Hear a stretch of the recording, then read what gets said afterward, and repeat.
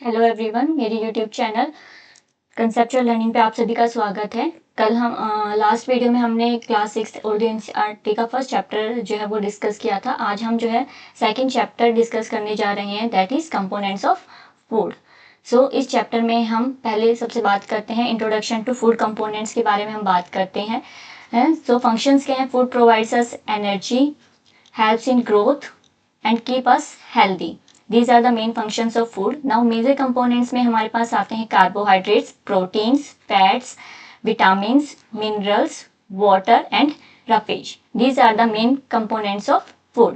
इसमें सबसे पहले अगर हम बात करते हैं कार्बोहाइड्रेट्स की बात करते हैं, so carbohydrate is an energy giving food. Functions energy provide करता है, जो भी हमारे मेन बॉडी फंक्शंस होते हैं उस सबके लिए एनर्जी हमें कार्बोहाइड्रेट से मिलती है मेनली। सोर्सेज में हमारे पास rice, wheat, potatoes and sugar, these are the main sources. इसके अलावा भी काफ़ी सारे सोर्सेज हैं। कार्बोहाइड्रेट्स को हम दो कैटेगरीज में डिवाइड करते हैं। एक है सिंपल कार्बोहाइड्रेट जो एक ही तरह के शुगर से बना होता है, and then next is complex carbohydrate जिसमें दो तरह की जो शुगर्स हैं वो इन्वॉल्व होते हैं, जैसे starch and cellulose. These are the examples of complex carbohydrates.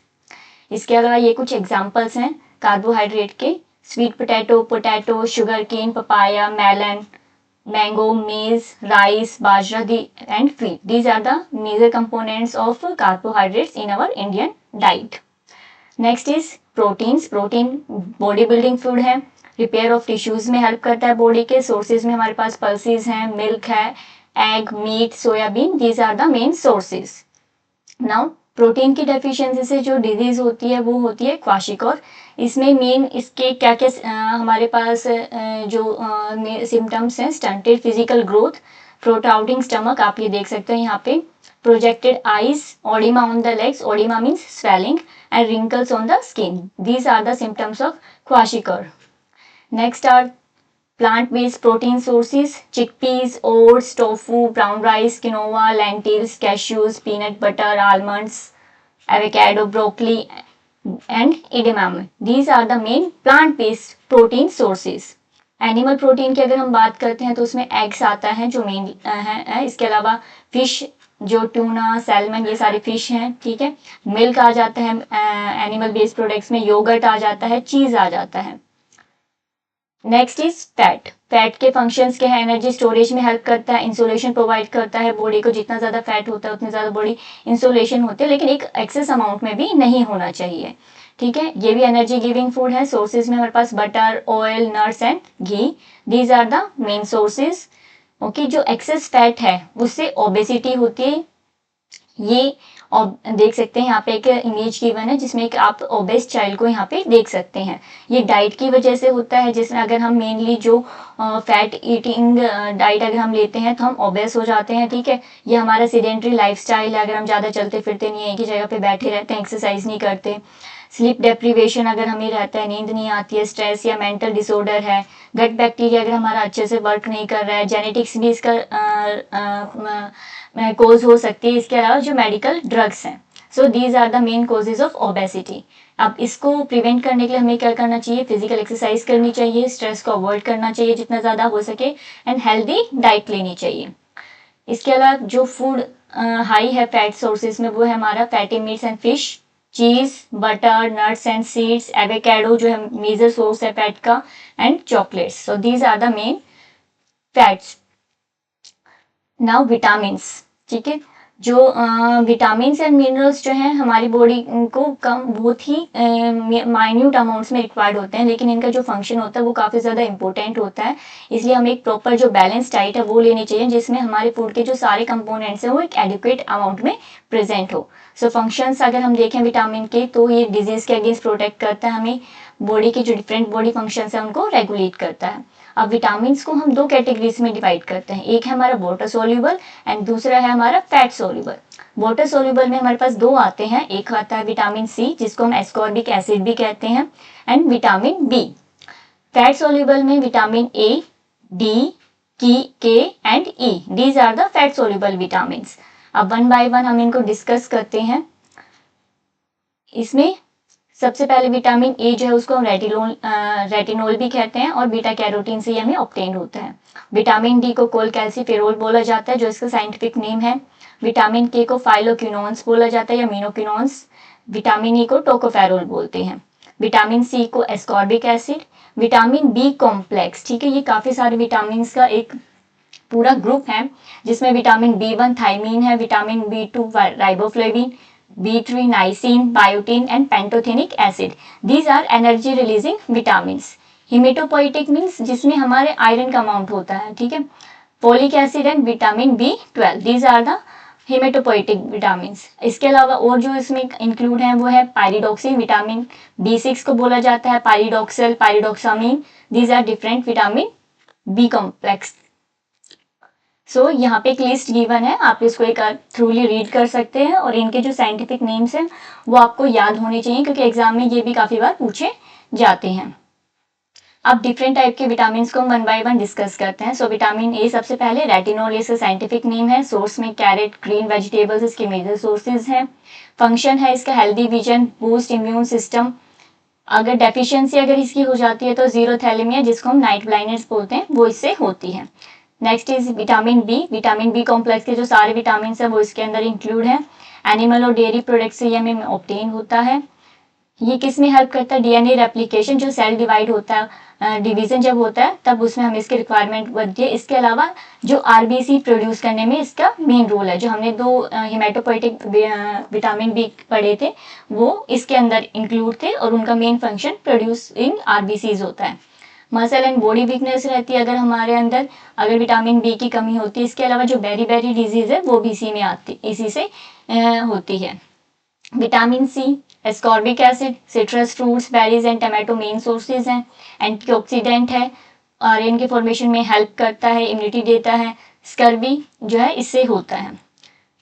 Vitamin D calciferol बोला जाता है। एग, योग, फिश, चीज इसके मेजर सोर्सेज है। बोन ग्रोथ में हेल्प करता है। अगर इसकी डेफिशिएंसी होती है तो रिकेट्स और ऑस्टियोपोरोसिस, ये दो डिजीज हमें हो सकती हैं, ठीक है। ऑस्टियोपोरोसिस में वीकनिंग ऑफ बोन्स आता है। विटामिन ई इज टोकोफेरोल, ये आलमंड्स, पीनट और सोयाबीन प्रेजेंट होता है। एंटीऑक्सीडेंट है, इम्यून सिस्टम को बूस्ट करता है। न्यूरोपैथी, न्यूरोलॉजिकल डिसीज इसकी कमी की वजह से हो सकती है। इसके अलावा एनीमिया इससे हो सकता है। विटामिन के फाइलोक्विनोन ग्रीन लीफी वेजिटेबल्स में मिलता है। ब्लड कोएगुलेशन में हेल्प करता है। जब चोट लगती है तो ज़्यादा ब्लड ओवरफ्लो ना हो और कोएगुलेट होके वहीं पे जो थक्का जम जाता है, ठीक है, इसे कोएगुलेशन कहते हैं, ठीक है। अगर इसकी डेफिशिएंसी होती है तो हेमोरेजिक डिजीज हो सकती है जिसमें जो ब्लड क्लोटिंग है वो पॉसिबल नहीं होगी और ज़्यादा एक्सेसिव ब्लड लॉस की वजह से डेथ भी हो सकती है। मिनरल्स की बात करते हैं। सो डिफरेंट मिनरल्स हमारी बॉडी को रिक्वायर्ड होते हैं जो बोन स्ट्रेंथ में हेल्प करते हैं, ब्लड फॉर्मेशन में और नर्व फंक्शन में हेल्प करते हैं। की जो मिनरल्स हैं वो कौन कौन से हैं? कैल्शियम, कैल्शियम हमें मिल्क से ऑब्टेन होता है, बोन्स एंड टीथ की फॉर्मेशन में हेल्प करता है। आयरन स्पिनच से या और जो मल्टीपल सोर्सेज हैं उससे ऑब्टेन होता है, ब्लड की फॉर्मेशन में हेल्प करता है। आयोडीन सॉल्ट से ऑब्टेन होता है, गोइटर को प्रिवेंट करता है। These are the sources of vitamin A, milk, fish oil, papaya, carrot, okay. Next vitamin B के सोर्सेज है, आप ये देख सकते हो, राइस है, जो कोड लीवर ऑयल है, ठीक है, फिश का, वो मेजर सोर्स है इसमें। विटामिन सी में जो सिट्रिक फ्रूट्स हैं हमारे, लेमन, आंवला, टमाटो, ऑरेंज, गुआवा। इसके अलावा विटामिन डी में fish, egg, butter, milk, cod liver oil, these are the sources of vitamin D. अगर हम मिनरल्स की बात करते हैं तो यहाँ पे डिफरेंट जो एक चार्ट मिनरल्स का एक चार्ट गिवन है, उनके फंक्शंस क्या है, सोर्सेज क्या है और डेफिशिएंसी डिसीज क्या क्या है। Calcium formation of bones and teeth में हेल्प करता है, जैसे कि मैंने अभी आपको बताया। नर्व और मसल्स के लिए नेसेसरी होता है। मिल्क और dairy products, green leafy vegetables इसके मेन सोर्सेज हैं। डेफिशिएंसी में rickets, osteomalacia, degradation of teeth ये हो सकता है। आयरन हीमोग्लोबिन के फॉर्मेशन में हेल्प करता है।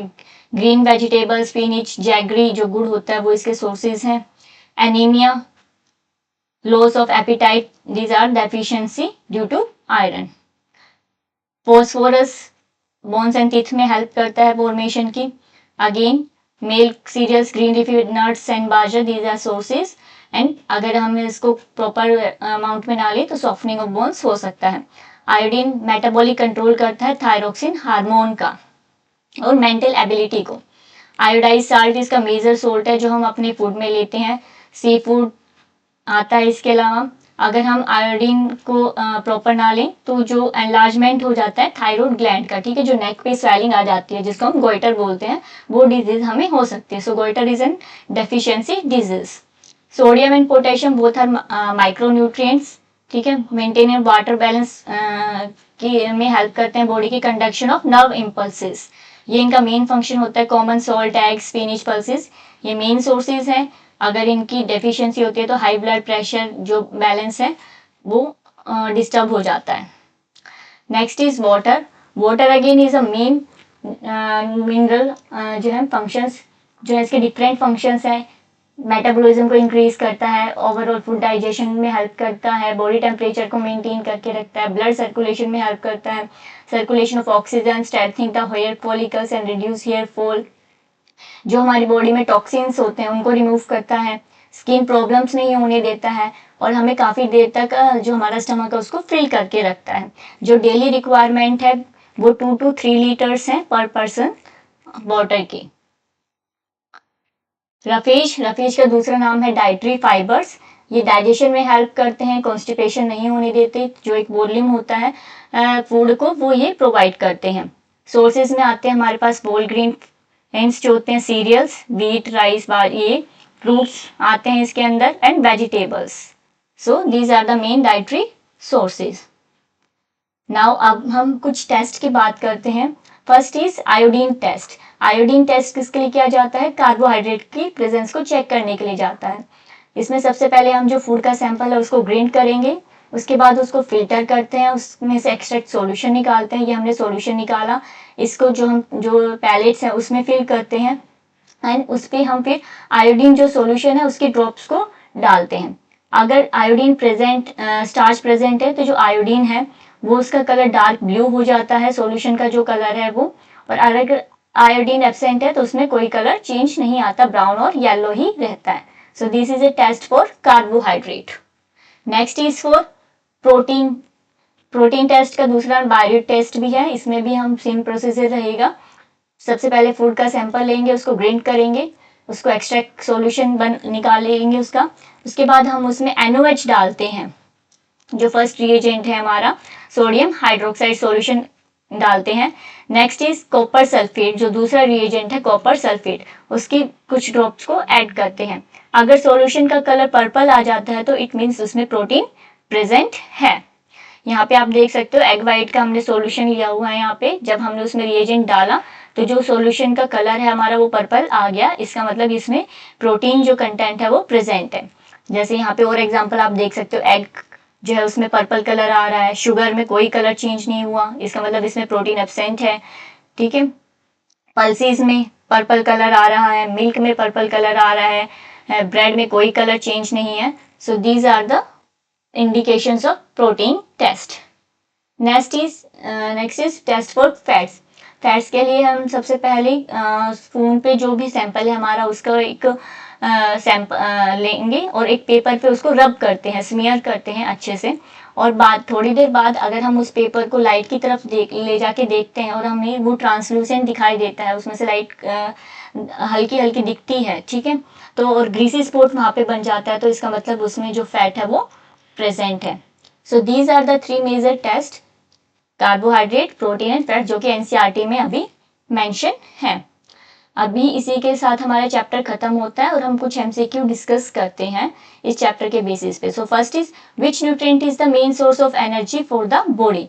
सो मेन क्या है हमारा? कार्बोहाइड्रेट, ठीक है, फैट्स भी हैं लेकिन बॉडी मेनली कार्बोहाइड्रेट को करती है यूज।